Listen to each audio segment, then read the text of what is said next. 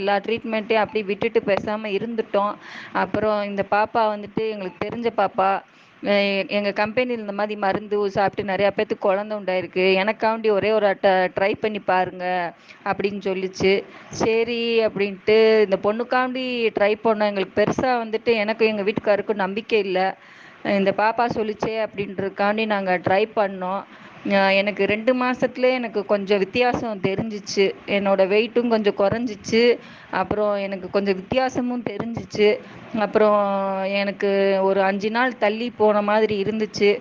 அப்போ போனோடனே அப்புறம் அதை நாங்கள் வீட்டிலேயே டெஸ்ட் எடுத்து பார்த்தோம். கன்ஃபார்மாக இருந்துச்சு. சரி ஏதேனுக்கும் டாக்டர்கிட்ட போய் காமிக்கலாம் அப்படின்ட்டு நேற்று ராத்திரி தான் நாங்கள் போய் செக் பண்ணோம்.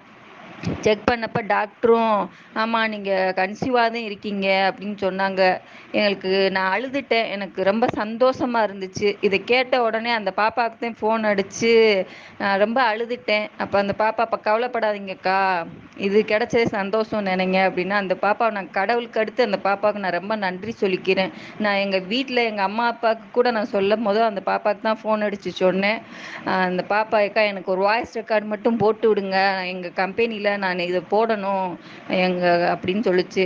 இந்த பாப்பாவுக்கும் அந்த கம்பெனிக்கும் நாங்கள் ரொம்ப நன்றி சொல்லிக்கிறேன். வாழ்க்கையில் மறக்க மாட்டேன். இந்த வெஸ்டேஜுங்கிற கம்பெனிக்கு ரொம்ப ரொம்ப நன்றி.